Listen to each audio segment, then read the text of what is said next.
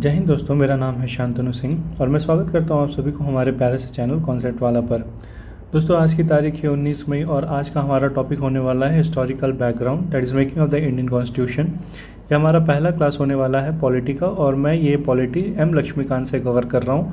यह हमारी आज की पहली क्लास है और धीरे धीरे करते करते हम पूरी लक्ष्मीकांत को इसी तरीके से छोटे छोटे कॉन्सेप्ट के मैनर में कवर करेंगे। तो चलिए दोस्तों, बिना देरी किए हुए हमारे आज के टॉपिक को समझना हम शुरू करते हैं।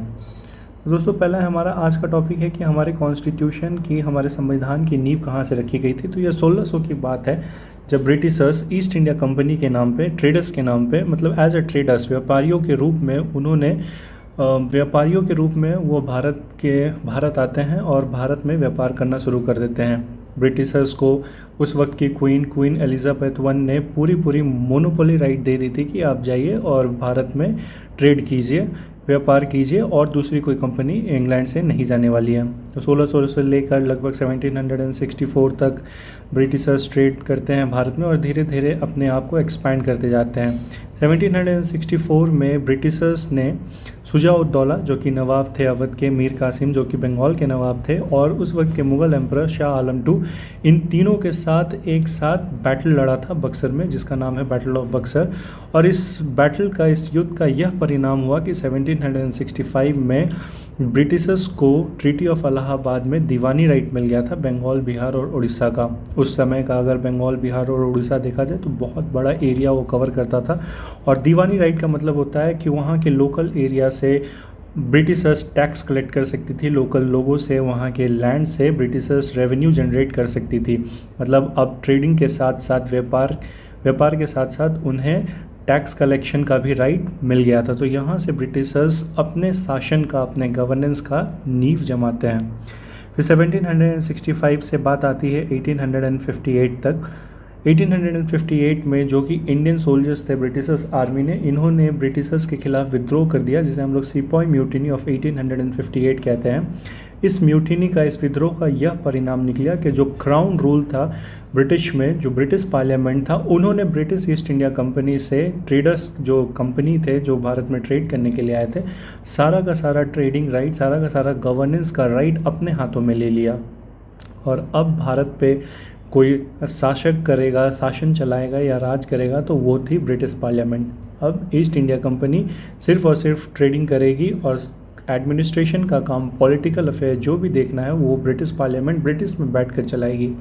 तो क्राउन रूल 1858 से स्टार्ट होता है और 1947, हमारी आज़ादी तक, अगस्त 1947 तक कंटिन्यू रहता है। 1947 में हमें आज़ादी मिली, लेकिन आज़ादी के ठीक एक साल पहले 1946 में कॉन्स्टिट्यूएंट असेंबली का गठन होता है और इस असेंबली को यह काम सौंपा जाता है कि वह एक कॉन्स्टिट्यूशन का, एक संविधान का निर्माण करे जो कि हमारे आने वाले भारत को किस तरीके से चलाना है, पॉलिटिकल मैटर हमारा कैसा होगा, हमारा एडमिनिस्ट्रेशन किस तरीके से वर्क करेगा, ये डिसाइड करती। तो कॉन्स्टिट्यूएंट असेंबली ने फाइनली अराउंड 3 साल का वक्त लेते हुए 26 नवंबर 1949 को हमारे संविधान को बनाकर तैयार कर दिया, लेकिन 26 नवंबर 1949 को ये अडॉप्ट नहीं किया गया। इसे अडॉप्ट 26 जनवरी 1950 को किया गया और तब से लेकर आज तक 26 जनवरी को हम गणतंत्र दिवस as a republic day celebrate करते हैं। संविधान है हमारी, और जो भी संविधान में लिखा गया है उसके जितने भी पार्ट्स हैं, आर्टिकल्स है, वो कहीं ना कहीं उनकी जड़ें ब्रिटिश रूल से मिलती जुलती हैं। ब्रिटिश रूल, जो ब्रिटिशर्स ने भारत पे इतने सालों तक राज किया, उनसे काफ़ी सारे पॉइंट्स हमारे कॉन्स्टिट्यूएंट असेंबली के मेंबर्स ने लिया और कॉन्स्टिट्यूशन को उन पॉइंट्स के साथ बनाया। तो जो भी फ्रेमवर्क है, जितने भी रूट्स हैं, फ्रेमवर्क्स है, या जितने भी पार्ट्स हैं, उन सब को हम 2 फर्दर सब हेडिंग्स में पढ़ते हैं। पहला है कंपनी रूल 1773 टू 1858 एंड दूसरा है क्राउन रूल 1858 से 1947 एंड 1947 के बाद तो हमें आज़ादी मिल गई, तब से लेकर आज तक एट प्रेजेंट हमारा संविधान ही हमारे भारत को चला रहा है। तो ये जो फर्दर 2 सब हेडिंग्स है, कंपनी रूल और क्राउन रूल, ये हम अपनी आगे आने वाली क्लासेस में कवर करेंगे। आज के लिए हमारी क्लास को इतना ही रखते हैं, छोटी सी क्लास होगी, इसी तरीके से कॉन्सेप्ट आती रहेगी, कोशिश करेंगे। तो हमारी क्लास को हम आज इतने तक ही रखते हैं। हमारी आगे आने वाली क्लास में हम आगे फर्दर टॉपिक्स को समझेंगे। आशा करता हूँ आप सभी को मेरा यह वीडियो पसंद आया होगा। अगर आया है तो वीडियो को लाइक करें, ज़्यादा से ज़्यादा शेयर करें और चैनल को सब्सक्राइब करना ना भूलें, ताकि ऐसे ही कॉन्सेप्चुअल वीडियोस आप तक पहुंचती रहें। अगर आपकी तरफ से कोई सुझाव हो तो नीचे कमेंट करके मुझे बताएं। जय हिंद दोस्तों।